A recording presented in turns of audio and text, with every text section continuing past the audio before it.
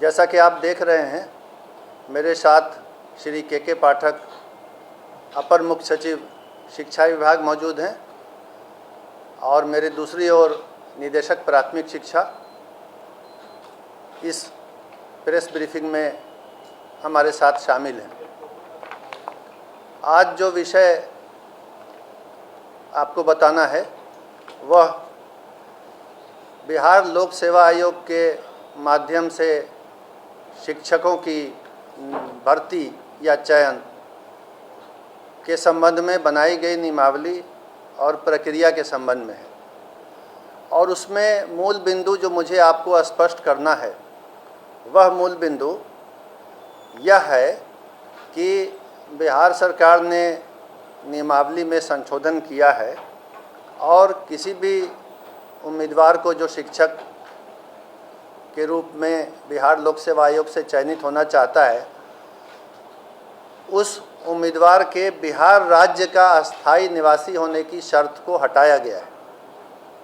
ये शर्त नहीं रहेगी कि बिहार राज्य के अस्थायी निवासी ही बिहार लोक सेवा आयोग की परीक्षा में शामिल हो सकते हैं। ये शर्त हटाई गई है। तो ये शर्त क्यों हटाई गई है? इस शर्त को नहीं रखा जा सकता है, रखना व्यवहारिक नहीं है, विधि सम्मत भी नहीं है, कानूनन संभव नहीं है ये शर्त रखना। ये बात समझाने के लिए, बताने के लिए मैंने आप सबको यहाँ बुलाया है। और इसमें सबसे पहले ये समझने की बात है कि भारत का जो संविधान है उसका अनुच्छेद 16 आर्टिकल 16 बिल्कुल स्पष्ट है। आर्टिकल 16 का सब आर्टिकल 2, सब क्लॉज 2 वो ये कहता है, मैं पढ़ के सुना देता हूँ। राज्य के अधीन किसी नियोजन या पद के संबंध में केवल धर्म, मूल वंश, जाति, लिंग, उद्भाव, जन्म स्थान, निवास, ध्यान देंगे, जन्म स्थान, निवास या इनमें से किसी के आधार पर न तो कोई नागरिक अपात्र होगा और न उससे विभेद किया जाएगा।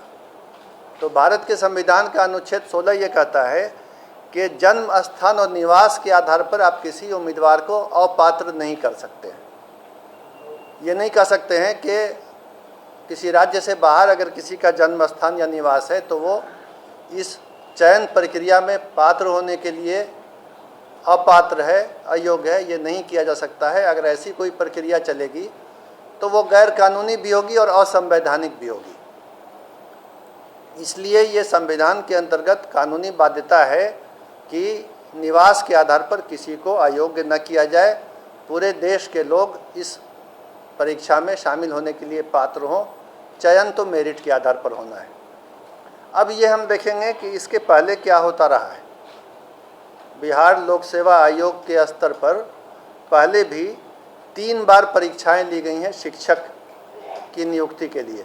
वर्ष 1994 में, फिर वर्ष 1999 में और वर्ष 2000 में बिहार लोक सेवा आयोग ने इसी पद के लिए, शिक्षक के लिए परीक्षा ली थी।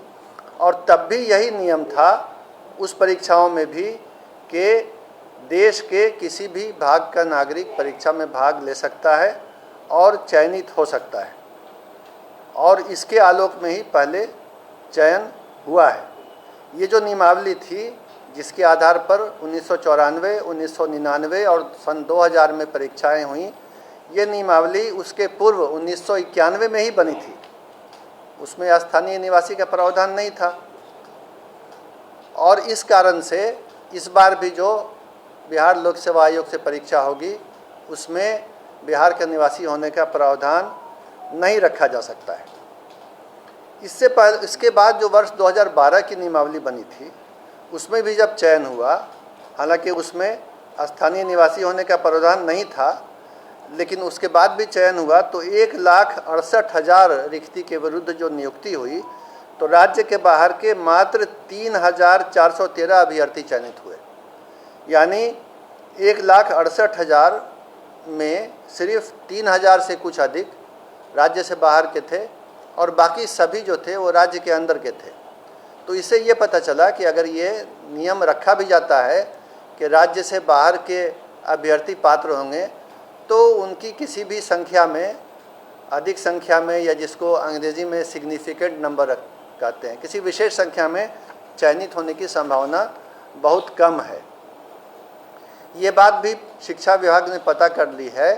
अन्य राज्यों में, पड़ोसी राज्य सहित, उत्तर प्रदेश सहित किसी भी राज्य में अभी तक ऐसे किसी नियम की जानकारी नहीं मिली है जिसमें उसी राज्य के व्यक्ति पात्र हों, दूसरे राज्य के पात्र नहीं हों। ऐसी बात नहीं है। इस नियम के अंतर्गत बिहार के भी जो निवासी हैं वो उन राज्यों में पात्र हैं, अन्य राज्यों के निवासी भी उन राज्यों में पात्र हैं। अन्य राज्यों में भी यही स्थिति है कि स्थानीय राज्य का निवासी होने की शर्त नहीं है। इसके अलावा ये बात भी विचारणीय है कि 50% रिक्तियाँ आरक्षित रहती हैं। आरक्षण का नियम स्पष्ट है। जो आरक्षण का अधिनियम बिहार में है, सभी सेवाओं में लागू है कि आरक्षण का लाभ, आरक्षण के आधार पर चयनित होने का लाभ केवल और केवल राज्य के अंदर के निवासी को ही मिलता है। ये आरक्षण का नियम है, ये शिक्षक नियमावली में नहीं है, ध्यान देंगे। तो ऐसे भी चूँकि आरक्षण में ये नियम है और इस बार भी लागू होगा कि बिहार राज्य के अंदर के जो लोग हैं उन्हीं को आरक्षण का लाभ मिलेगा, तो 50% रिक्तियों पर तो आरक्षण के कारण बिहार के ही लोग चयनित होंगे। और बाकी पर जैसा मैंने बताया, पिछली बार का भी अनुभव है कि बहुत ही नाम मात्र को ही बाहर के लोग चयनित होते हैं। स्थानीय निवासियों को कोई उससे विशेष घाटा या नुकसान नहीं होता है। और अंत में ये बात समझने की है कि जिस तरह हम लोगों ने ओपन किया है कि देश का कोई भी नागरिक यहाँ अप्लाई कर सकता है, यही दूसरे राज्यों में भी है। तो अगर विभिन्न राज्य इस तरह के नियम बनाने लगेंगे, हालांकि वो विधि सम्मत नहीं होगा, लेकिन अगर बनाने लगेंगे कि उसी राज्य के लोग अप्लाई करें, तो जाहिर है बिहार के भी जो युवक हैं, युवतियां हैं, जो अभ्यर्थी हैं, जो दूसरे राज्यों में नौकरी के लिए अप्लाई कर रहे हैं, चयनित हो रहे हैं, काम कर रहे हैं, उनके भी अवसर समाप्त हो जाएंगे। तो इसमें तो बिहार का भी घाटा है। अगर देखा देखी सभी राज्यों ने ये करना शुरू किया तो अवसर कम हो जाएंगे बिहार के अभ्यर्थियों के लिए भी। तो कुल मिला के ये किसी के हित में भी नहीं होगा। और ये सरकार ने सभी विधिक पहलुओं की जांच करके, कानूनी पहलू को समझ के, बहुत सोच विचार करके ये नियम बनाया है कि बिहार राज्य सहित पूरे देश के लोग अप्लाई कर सकते हैं। हालांकि संभावना यही है कि अधिकांश या लगभग सभी बिहार राज्य के ही अभ्यर्थी होंगे और चयनित भी वही होंगे। अगर बाहर के होते हैं तो संभावना है कि बहुत कम संख्या में नाम मात्र को ही चयनित होंगे, और उससे बिहार के वासियों के हित पर कोई भी कमी नहीं आएगी, कोई क्षति नहीं होगी। और ऐसे तो आप समझ ही सकते हैं कि बिहार लोक सेवा आयोग के माध्यम से मेरिट के आधार पर अच्छे शिक्षकों का चयन होगा, जिससे राज्य की शिक्षा व्यवस्था पहले से भी और बेहतर हो जाएगी। और इसी परिणाम की ओर राज्य सरकार अग्रसर है और बिहार लोक सेवा आयोग के माध्यम से यह चयन होने जा रहा है। तो इन्हीं बिंदुओं पर स्थिति स्पष्ट करने के लिए मैंने आप सबको बुलाया है, और उम्मीद करता हूं कि मैं अपनी बात को आपके सामने स्पष्ट रूप से रखने के लिए सफल रहा हूं। धन्यवाद।